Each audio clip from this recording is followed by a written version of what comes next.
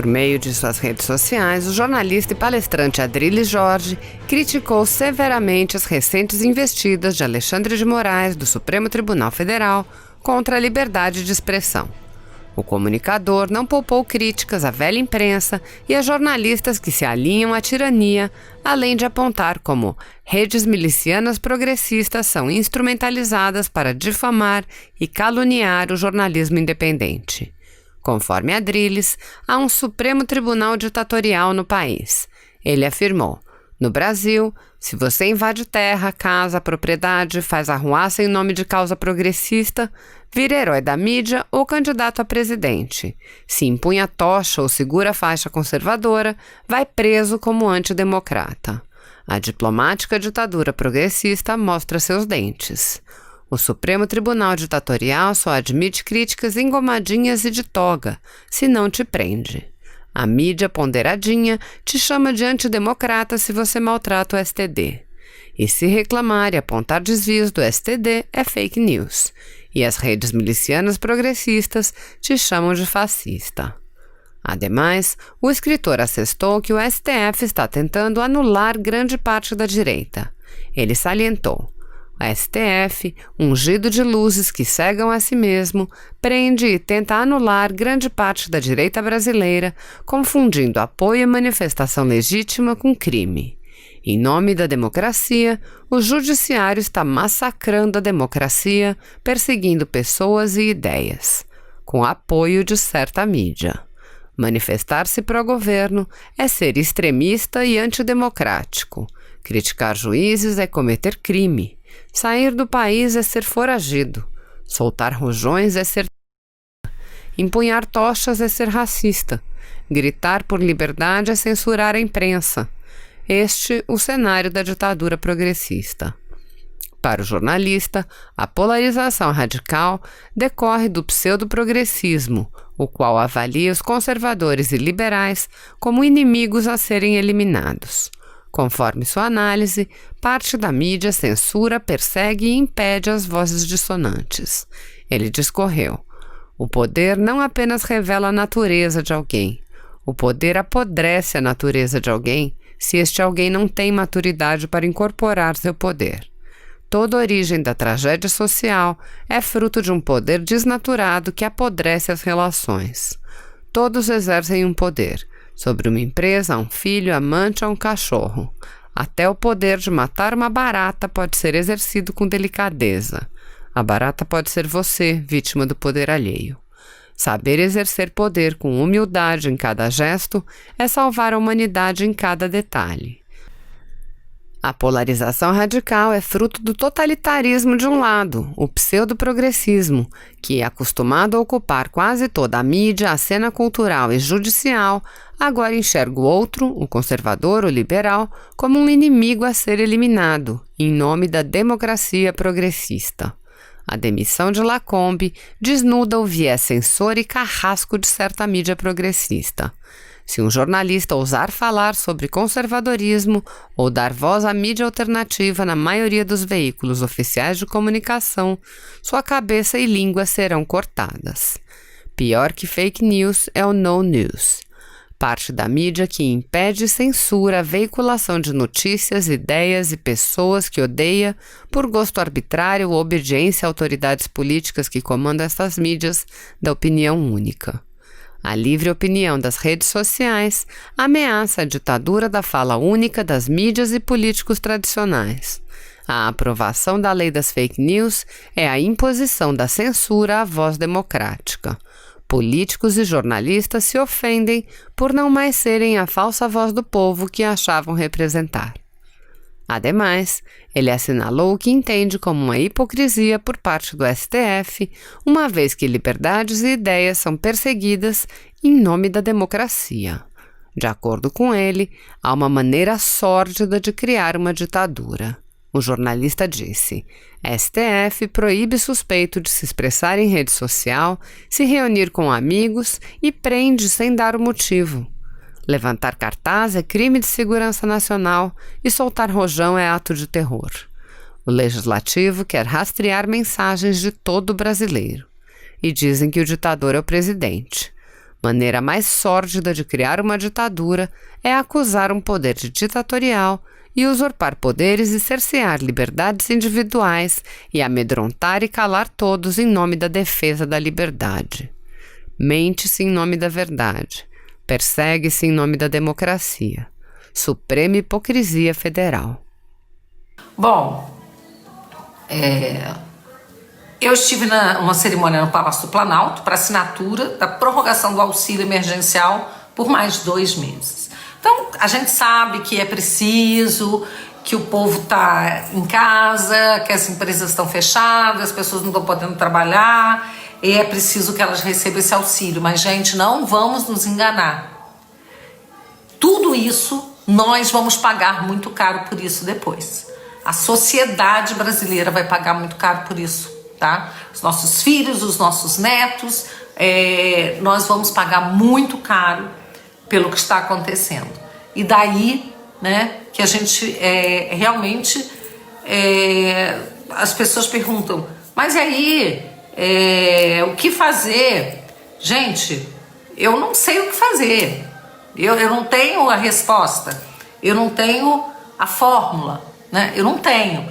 Mas uma coisa é certa, eu sei porque eu sou advogada, fui procuradora, nós não podemos nos afastar do que diz a Constituição, em hipótese alguma. E a Constituição está sendo rasgada, então já está errado. Jamais um governador ou um prefeito poderia ou mesmo o Supremo Tribunal Federal, poderia nos impedir de sair de casa, de trabalhar da forma como está sendo feita. Porque a Constituição diz que para restringir qualquer garantia fundamental nossa, que são cláusulas pétreas do artigo 5º, e o direito ao culto, o direito a exercer o trabalho, o direito a liberdade de ir e vir, a liberdade de expressão, tudo isso está na Constituição e qualquer dessas garantias só pode ser mitigada mediante uma decisão do presidente da República, não é de prefeito, não é de governador, não é de Supremo, é do presidente, que declara estado de defesa, que depois é ratificado pelo Congresso, ou estado de sítio, que é em caso de uma guerra. E o Congresso tem que aprovar. Então, gente, o que está acontecendo é gravíssimo. E o Estado, a Constituição, ela tem que vigorar.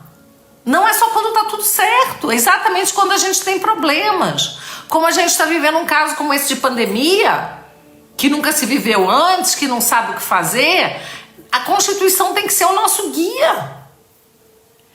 E ao invés da Constituição ser o nosso guia, nós estamos sendo guiados pela cabeça de governadores, prefeitos e dos ministros do Supremo, pela caneta deles. Então, gente, eu não me conformo. E no filme tem o professor, o advogado e professor Ricardo Gomes, ele fala o seguinte: nós vivemos num país em que a sociedade delegou ao governo para cuidar da nossa vida, delegamos o sistema de saúde, delegamos que eles gerenciem, organizem o sistema de saúde para cuidar da nossa vida.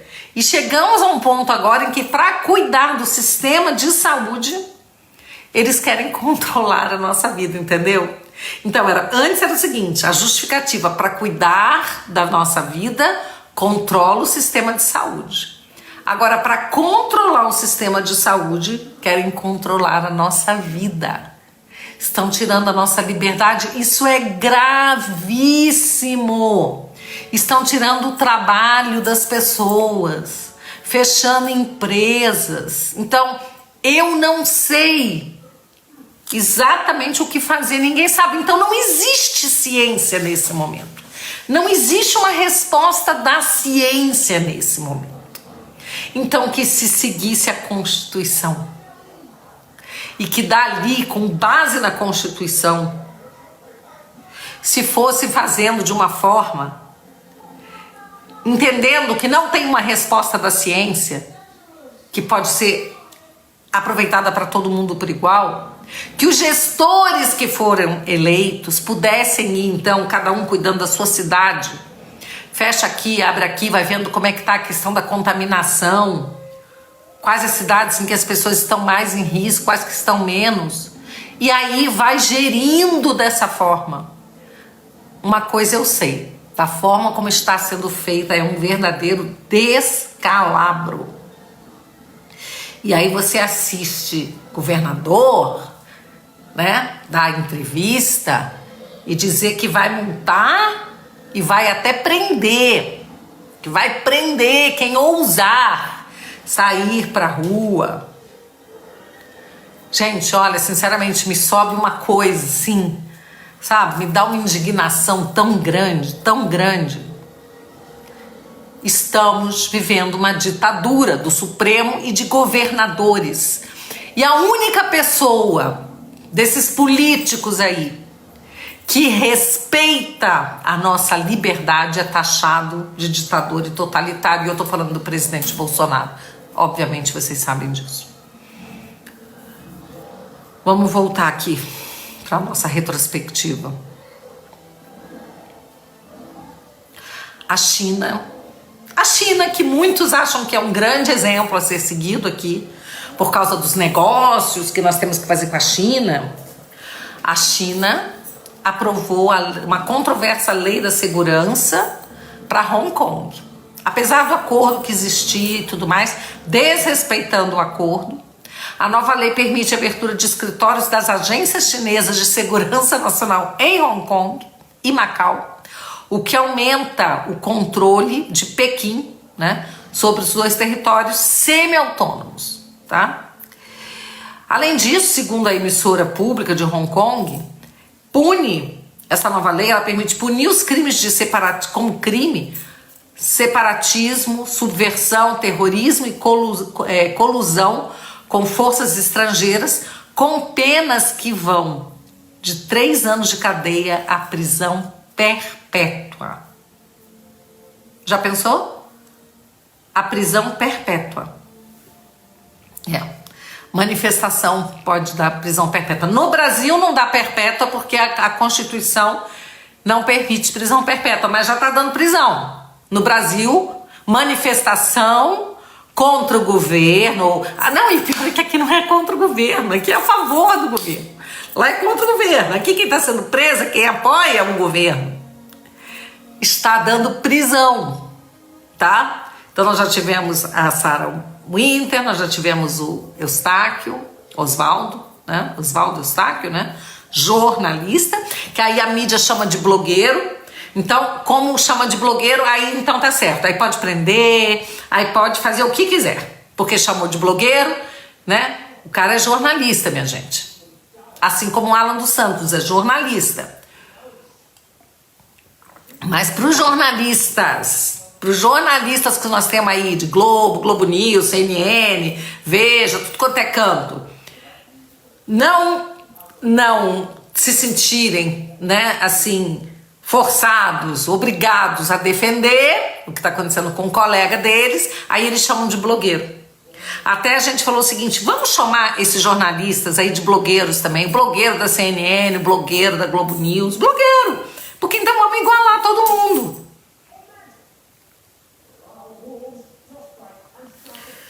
Essa live aqui, gente, ela tá com um tom muito mais de indignação, né? Por tudo que eu tô passando e vendo e acompanhando, e tantos brasileiros nós estamos passando, do que até só de ficar lendo as notícias, né?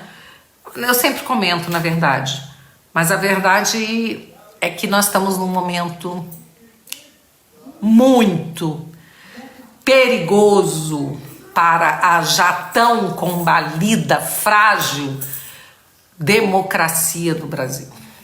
Então vamos lá. Aí, como se não bastasse tudo isso, o Senado aprovou o PL 2630, a lei do cala-boca, a lei da censura. O Senado aprovou. Apesar das redes, apesar dos eleitores, daqueles senadores, 44 senadores que votaram a favor contra 32 que votaram contra, apesar de tudo isso, o Senado foi lá e aprovou. E fez mais. Eu vi senadores que chamaram vocês tudinho de robô. Eles disseram o seguinte: imagina que eu recebi 200 mensagens no meu WhatsApp para eu votar contra, estão querendo me pressionar. São esses, porque assim, pera lá, né? Político, ele é pressionado pelo eleitor, né, meu amiguinho? Porque nós não somos vitalícios, não. De 4 em 4 anos tem lá a urna. Então, político precisa de voto. Para ter voto, tem que bem representar seus eleitores. Só que agora o eleitor, quando pressiona, ele é chamado de robô. E aí o político acha que tá tudo certo. Vamos calar esses robôs? Porque aí eles calam seus eleitores, mas não vão calar as urnas. Não vão calar as urnas. Então agora chama seu eleitor de robô, viu? Seu senador, seu deputado, chama seu eleitor de robô. Os robôs irão às urnas. Aliás, os robôs irão às urnas agora em novembro. Nós adiamos as eleições, eu votei contra, tá? Mas as eleições municipais acabaram de ser adiadas para o dia 15 de novembro, então ao invés de ser em outubro, será dia 15 de novembro, primeiro turno, 29 de novembro, segundo turno, mas a diplomação será no dia 18 de dezembro, não vai mudar o calendário eleitoral, só da eleição.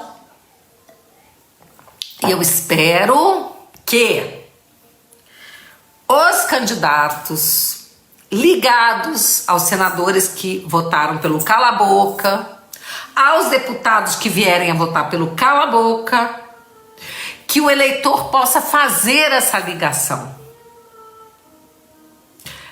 Fica difícil a gente falar em partido, porque tem partido que votou uma parte a favor, outra contra. Mas observem, por exemplo, aqui no DF, graças a Deus, os 3 senadores votaram contra a lei do cala-boca, a lei da censura. Senador Regufe, senadora Leila do Vôlei e senador Isalci. Então, parabéns aos 3 que foram respeitosos com os seus eleitores, porque os eleitores mostraram que não querem ser calados. Mas teve estado aí em que todos os 3 ou 2 senadores votaram pelo cala-boca. Então, acompanhem. Sabe qual é o problema? Senado são 8 anos. Então o cara se elege, ele pensa assim: eu tenho 8 anos para fazer o que eu quiser, até eu concorrer de novo. O meu eleitor já esqueceu, nem lembro do que eu fiz. Tem que acompanhar os 8 anos, porque senão chega no último ano, o cara vai lá, faz um monte de coisa bacana, fica bonzinho, né? Veste a carinha de gente boa. É preciso acompanhar, gente. Todo mandato do parlamentar, todo. Aqueles em quem vocês votaram, é preciso acompanhar o tempo inteiro e dar a resposta nas urnas. Imagina se ministro Supremo tivesse que contar, né, dependesse da vontade do povo. Ia ser diferente, não ia? Ia ser muito diferente. Pois é, mas político depende, então fiquem de olho.